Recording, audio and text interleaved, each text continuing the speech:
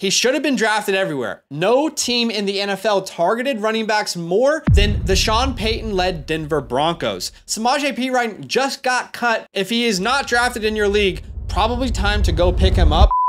Last year, the waiver wire was crucial to winning your fantasy football league. We had names like Kyren Williams, Puka Nacua, Gus Edwards, Zach Moss, Rashee Rice, and Jaden Reed win people leagues all off of the waiver wire. Well, in today's video, I'm going to bring you over 30 names that you can add from your waiver wire because we're going to try and beat the breakout before week 1. We did this video last year and we told you to stash Jake Ferguson and Jerome Ford. Those two panned out really, really well. Let's hit again this year. All right, there will be a stash for every single person watching this video, regardless of how small or large your league is. And I've also got some streaming options for kickers and defenses in week 1. Time codes down below. Let's start with players that should already be rostered. Meaning these are the guys that I would prioritize over any of the following names that I'm going to bring up. Chuba Hubbard will be the starter for the first 4 weeks of the season while Jonathan Brooks is out at minimum. He averaged over 12.5 points per game last year as his team starter. Rico Dowdle has a chance to be the RB1 in what was the best offense in the NFL last year. Josh Palmer, I believe he will start the year as Justin Herbert's wide receiver 1. Don't be surprised. Josh Palmer is sneaky. Brandon Cooks, there's no one else outside of CeeDee Lamb and Jake Ferguson in Dallas. Khalil Shakir has a chance to really establish himself post Stephon Diggs. Pop Douglas and Jalen Polk. If Drake May is actually good at football, those guys will be huge steals in fantasy football. Let's start with the wide receiver position, names that you should roster, and I'm going in order of my preferences here.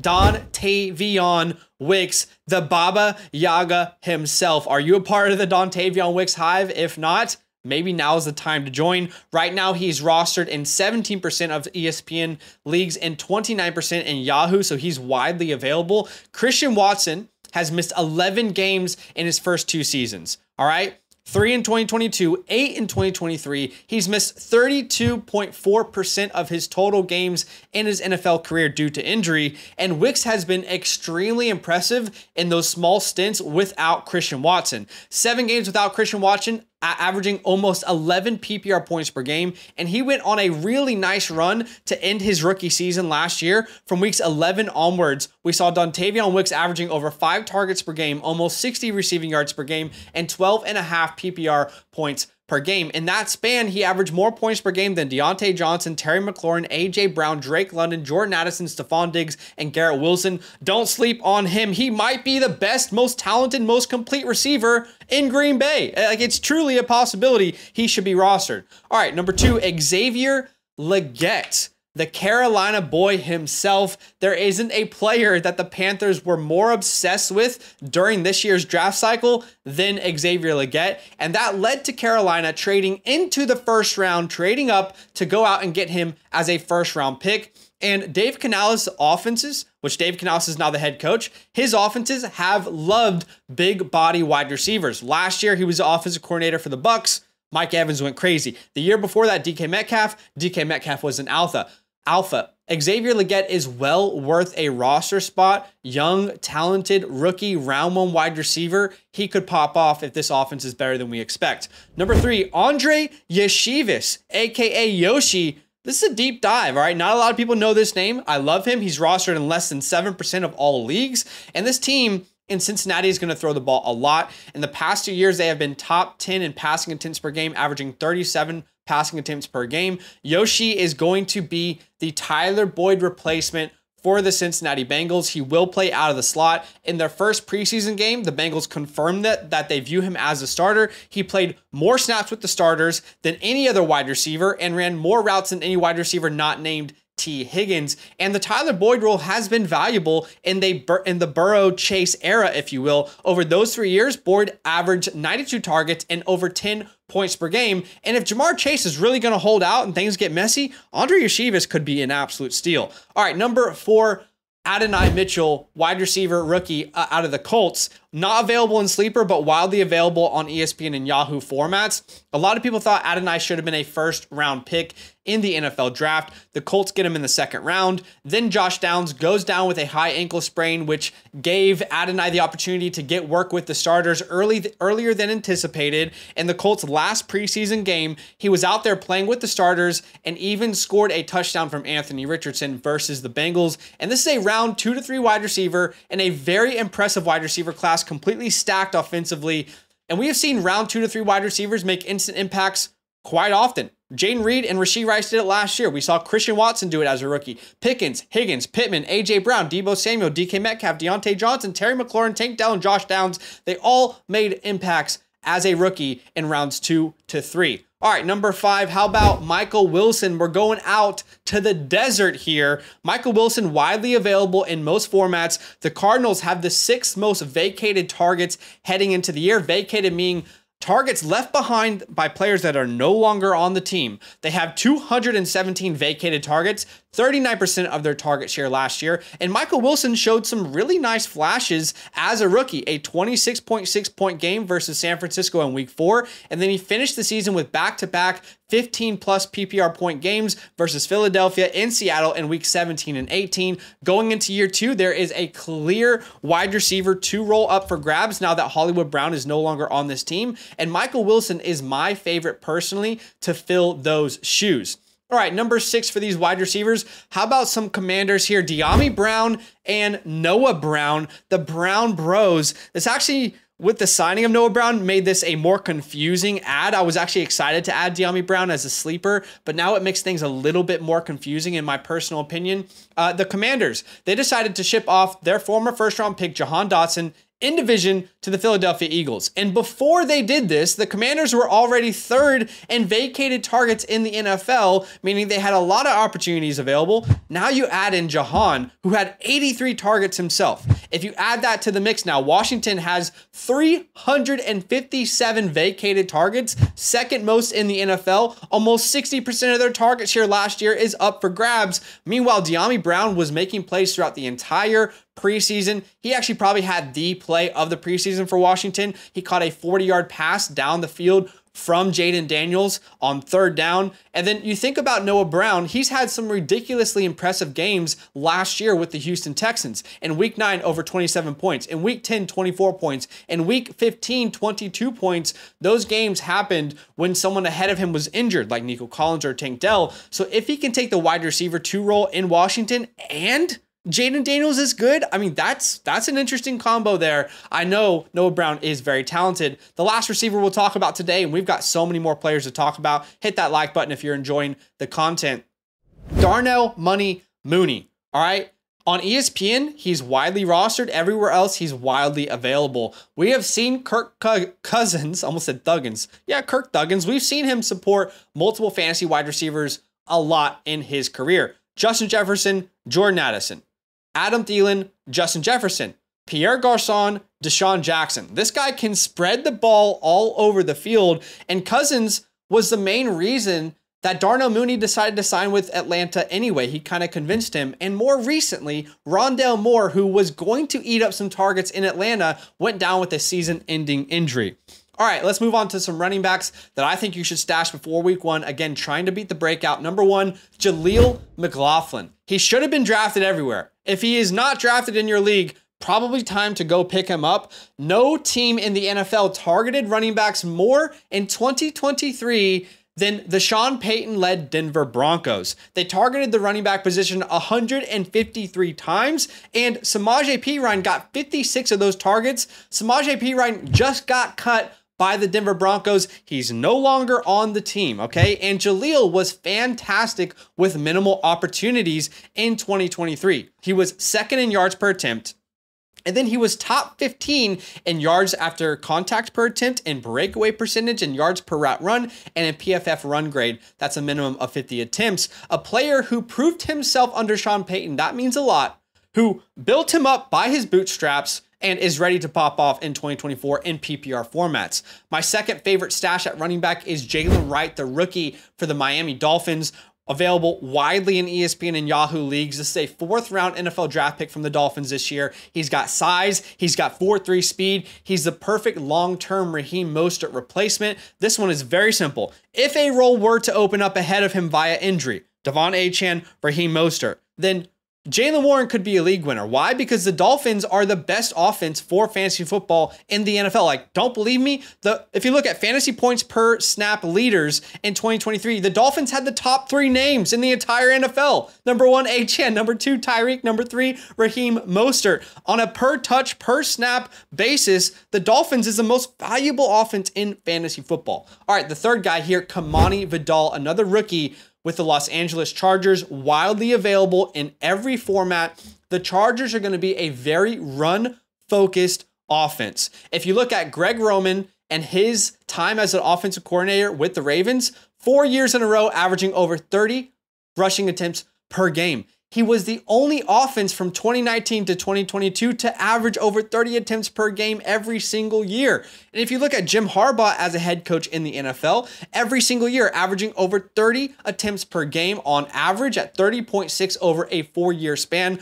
I love Gus Edwards. I love J.K. Dobbins. I think they are also great picks, but we have to be honest, they have not been able to stay healthy in their careers. If you look at the past 3 years alone, J.K. Dobbins has missed 42 games. Gus Edwards has missed 16 games. On total, combined 58 games missed. Those running backs have missed 58 out of 102 games in the last 3 years. Over 56% of the games they have missed due to injury. If Kamani gets a chance to steal this job, boy, his profile looks like he could run away with it in what should be a good rushing offense. Number 4, don't sleep on Better Call Tyrone Tracy. All right, Tyrone Tracy, wildly available. The depth chart in New York is extremely thin outside of Devin Singletary. Tyrone is a crazy story. He transitioned from wide receiver to running back in the last couple years of his collegiate career. His play style on film reminds me a lot of Rachaad White. I'm not telling you he'll ever be as good as Rachaad White, but he has a similar skill set to him. He's already passed Eric Gray as the RB2 on the roster, and I think he has a chance to eat towards Devin Singletary's role mid-season. Number 5, breaking news recently, Samaje Perine signs with the Kansas City Chiefs. He's available literally everywhere at the time of recording this. The RB2 role in Kansas City has been up for grabs the entire offseason. Like, who wants this role? Nobody is claiming it. Clyde Edwards-Helaire, Carson Steele, Deneric Prince, nobody can get their hands on this job. Well, I think Samaje is the answer for the RB2 there. Last year, Perine was 7th in receiving yards amongst running backs and 3rd in receiving yards after contact. Remember, guys, we're just 1 year removed from the RB2 in this offense, Jerick McKinnon being a top 20 fantasy running back. Could Samaje be that? Why not? He's younger than what Jerick was at the time Jerick did it. All right. The 6th running back we're going to talk about here is Emmanuel Wilson. All right. A.J. Dillon was placed on season-ending IR. He will not play this entire year. Rookie Marshawn Lloyd can't stay healthy to save his life. So many hamstring injuries. And the Packers have used a running back rotation consistently under Matt LaFleur. If you look at the past 3-4 years, Matt LaFleur has never had a single running back handle over 50% of the carries. So could there be a role here for Emmanuel Wilson on a really good offense? Potentially, it's worth a roster spot in deeper formats. All right, let's talk about quarterbacks. I'm going to give you one. All right, this is more towards super flex leagues or 2 quarterback leagues, but certainly in 1 quarterback, if you want to have this little wild card on your roster, Drake May. All right, available pretty much everywhere. Rookie quarterbacks, we've had one finish top 12 in fantasy football in 3 out of the last 5 years. Remember, no one expected CJ Stroud to be a superstar last year for fantasy football. What if Drake May is the next great unknown superstar? And it's not like anyone was obsessed with Nico Collins or Tank Dell this time last year. People liked them, but they didn't think they were top 12 receivers in the NFL. So anything is possible. And at tight end, this might be one of my favorite stashes in all of fantasy football right now. Ben Sinnott, the rookie tight end for the Washington Commanders. For all the same reasons we talked about with De'Ami Brown and Noah Brown, right? The Commanders have the 2nd most targets vacated in the NFL. Now Jahan Dotson is gone. But here's why this is important, because if you can get a sleeper tight end like Jake Ferguson, we brought you on this video last year, that could set your entire team up for the future. If you missed out on a tight end, you didn't get one of the top 12 names in your draft, and you punted really late, you gotta go add Ben Sinnott. He is a must stash. Okay, we're gonna get to some honorable mentions here, then we'll go to Twitter submissions, and then I'll go to streaming options for kickers and defenses in week 1. Honorable mentions: Kirk Cousins, Will Levis. Kirk Cousins was a top 7 fantasy quarterback last year before his injury. Will Levis is in a brand new offense with brand new weapons and a whole new coaching staff. He could be really fun. At running back, some handcuffs here with Braylon Allen, Ray Davis, Bucky Irving, Khalil Herbert. Dalvin Cook just signed with the Dallas Cowboys. That's a good offense to be a part of. He's probably washed. Cam Akers is looking good in Houston, and Audric Estime now takes a huge bump up in potential value with no Samaje Perine. At wide receiver, we got Troy Franklin, Luke McCaffrey, Roman Wilson, Jalen McMillan, Wan'Dale Robinson, Jordan Whittington, and Jalen Tolbert. I want to quickly highlight Troy Franklin. This team did let go of Tim Patrick, which was a surprise move for some people. That gives a very clear opportunity for Troy to step up at some point. Roman Wilson, there's no wide receiver 2 to compete with on that team. Wan'Dale Robinson is a good player. Can he just stay healthy? He might be benefiting from Malik Neighbors. So much of the defense is going to be focused on him. Could that open up something underneath for Wan'Dale Robinson? And as far as Jalen Tolbert, they desperately need someone in Dallas to step up. At tight end, we got Noah Fant and Greg Dulcich. Greg Dulcich was so good his rookie season. He just hasn't been able to stay healthy. They desperately need pass catchers to step up in Denver. Why not Greg? And then Noah Fant, this team let go of Colby Parkinson and Will Disley in the offseason. And now Noah Fant is going to be playing a ton of snaps. All right, let's go to the Twitter sphere, or X, whatever you want to call it. I tweeted out and said, who is the best stash in fantasy football before week 1? I wanted to hear your guys' opinion. And if this resonates with you, then great, there's more information on this video. So the most commented or liked was Jordan Mason. Jordan Mason is a very good shout. This is now officially the RB2 in San Francisco now that Elijah Mitchell is out for the year on season-ending IR. Hans says Blake Corum. I would be shocked if Blake Corum is on any waivers, but if he is, go pick him up for sure. Jalen Wright, we talked about. Justice Hill is a sneaky name. He'll probably be used a lot in Baltimore if they need to pass the ball and they're from behind. I like Jermaine Burton, but more as a dynasty stash. Let's see, Audric Estime we talked about. Another Jordan Mason. A lot of people talking about Isaiah Likely. If Mark Andrews misses time to begin the year, Isaiah Likely is a very good, reliable starting fantasy tight end for you. So those are all the Twitter submissions, and we got Joey here if you want to pause and read all of his, but those are some of the best stashes according to Twitter. All right, we're finally at that part of the video where I help you stream kickers and defenses for week 1. Let's start with kickers. Tyler Bass versus the Arizona Cardinals. Arizona gave up 7.5 points per game to kickers last year. Their offense drastically improved, but their defense is very, very bad. So you could see a lot of points scored for Tyler Bass. Kaimi Fairbairn at the Colts. Indianapolis gave up the 3rd most points to kickers in 2023. This game is in a dome. Kaimi Fairbairn is attached to a very high-powered offense. Easy money. Cameron Dicker versus the Raiders, who gave up 7 points per game to kickers last year. Another game in a dome. The Chargers should have a good offense, but maybe it takes them a little while to get in the zone with this new crew, and that could lead to a lot of field goals. All right, defenses. How about the Bengals versus the Patriots? New England gave up the 3rd most points to fantasy defenses last year, and they have a potential rookie quarterback starting in a poorly projected offense. The Saints versus the Panthers is another option. Carolina gave up the most points to fantasy defenses in 2023. And if Bryce Young is still, rookie version Bryce Young, the Saints could eat. How about the Seahawks versus the Broncos? Denver gave up the 9th most points to fantasy defenses last year, and they've got a rookie quarterback in Bo Nix starting for Denver. Okay, take a little breath. How did we do? I feel like regardless of what league you're in, this is maybe the best video you're going to see this week. I mean, I don't know. Maybe I'm hyping myself up. Let me know what you think in the comments below. Do me a favor and hit that like button. Subscribe if you want some great content all year long. And the last thing I'll say is if you want consistent rankings that update every single week, then go ahead and use the promo code LAND. Sign up to the Flock Fantasy website. weekly rankings. I'll review your team if you sign up as a yearly member as well, and more. All the tools on the website you'll unlock. I appreciate you guys. I'll see you in the next video. All love. Now that those idiots are done talking, who needs some rankings? Hell yeah, I need some rankings. Then use promo code LAND, L-A-N-D, for 30% off any membership at flockfantasy.com. Oh.